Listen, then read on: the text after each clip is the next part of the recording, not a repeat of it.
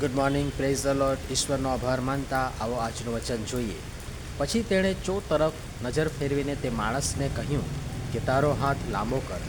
તેણે તેમ કર્યું એટલે તેનો હાથ સાજો થયો. લુકની લખેલી સુવાર્તા તેનો 6 અધ્યાય ને તેની 10મી કલમ 6 થી 11 સુધી વાંચવા પ્રયાસ કરશો. આજનો વિચાર: ખ્રિસ્તમાં અતિ પ્રિયવાલા મિત્રો, પ્રભુ ઈસુ ખ્રિસ્તના પાવન પવિત્ર ઉદ્ધારક નામમાં આપ સર્વને આજની સવારની પ્રેમી સલામ. વિશ્રામવારના એ દિવસે પ્રભુ સભાસ્થાનમાં બોધ કરતા હતા અને ત્યાં જેનો જમણો હાથ સુકાઈ ગયેલો હતો તે પણ હાજર છે. પણ વિશ્રામવારે પ્રભુ કોઈને સાજો કરશે કે નહીં તે વિશે શાસ્ત્રીઓ તથા ફરસીઓ તાકી રહ્યા હતા, જેથી પ્રભુ પર દોષ મૂકવાનું નિમિત્ત તેમને મળે.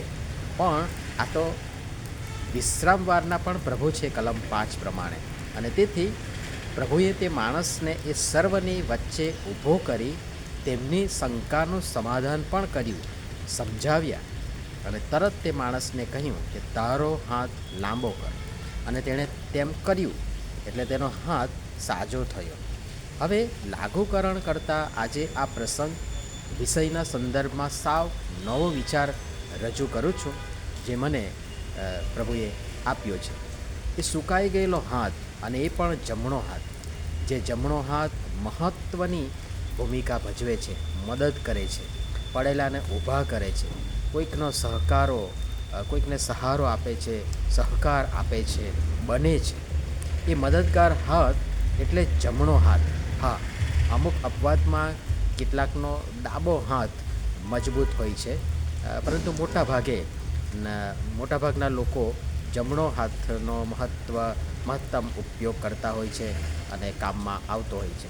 અને તેથી જેમ આ માણસનો જમણો હાથ સુકાઈ ગયો હતો અને તેથી તે કશું જ કરી શકતો નહોતો, તેમ આપણામાંના ઘણાયનો જમણો હાથ સુકાઈ ગયો છે.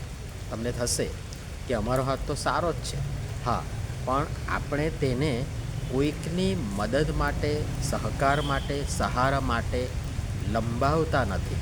અને જો તમારો, મારો, આપણો જમણો હાથ સારો છે, સાચો છે, તો એ બીજાને મદદરૂપ થવા માટે, ટેકો આપવા માટે, સહકાર આપવા માટે, પડેલાને ઊભા કરવા માટે, ઉત્તેજન આપવા માટે, કીચડમાંથી ખેંચી કાઢવા માટે, દિલાસો દેવાના માટે, બચાવવાને માટે, મદદરૂપ થવાના માટે, ઉગારવાને માટે લાંબો થવો જ જોઈએ. અને જો નથી થતો તો મને કહેવા દો કે તમે, હું, આપણે પણ આ સુકાઈ ગયેલા હાથવાળા જેવા જ છીએ. તમારો એ લંબાવવા જેવો હાથ તમે પાછો ખેંચી રાખ્યો છે, રોકી રાખ્યો છે. એને તો બિચારાને શારીરિક ખોડ હતી, પણ શક્ય છે આપણને આત્મિક ખોડ હોય, માનસિક ખોડ હોય, અને એનું કારણ મન હૃદયની ભીતર ભરાઈને, દ્વાર વાસીને, અંદર સંતાઈને બેઠેલો પેલો દુષ્ટ છે, જે આ કરવા દેતો નથી. જો તમને, મને બીજા માટે હાથ લંબાવતા, મદદરૂપ થતાં એ રોકે છે. પણ આપણા પ્રભુ આજે પણ સાજાપણું આપે છે, શારીરિક સાથે માનસિક અને આત્મિક રીતે પણ સાજાપણું. ઊભા થાવ. આજે પ્રભુ તમને, મને, આપણને કહી રહ્યા છે, તમારો હાથ લાંબો કરો, તારો હાથ લાંબો કર. એ તમારા પડોશીને માટે, ગરીબ જરૂરિયાતમંદને માટે, મંડળીના વિવિધ સેવા કાર્યોને માટે, મંડળીની જરૂરિયાતમંદ કુટુંબોને માટે, મંડળીની કોઈક વ્યક્તિને માટે, મંડળીના જરૂરિયાતમંદ કુટુંબોને માટે, પ્રભુના સેવક સેવિકા, તેમના પરિવારો, તેમની સેવા, તેમની જરૂરિયાતોને માટે, તેમના પરિવારોને માટે, અનાથ, વિધવા, દુઃખી, લાચાર, બીમાર, અશક્ત, વૃદ્ધો, એવા લોકોને માટે. હા, વિવિધ સમસ્યા, પ્રશ્નો, મુશ્કેલી, વિપરીત સમય, સંજોગ, પરિસ્થિતિમાંથી પસાર થઈ રહેલા લોકોને માટે તમારો હાથ લાંબો કરો, લંબાવો.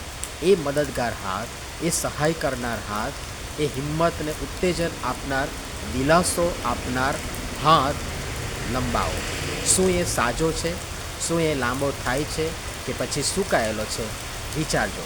પ્રભુ આ બધી બાબતો સમજવા આપણ સર્વને સહાય તથા મદદ કરો. આમીન. ધન્યવાદ.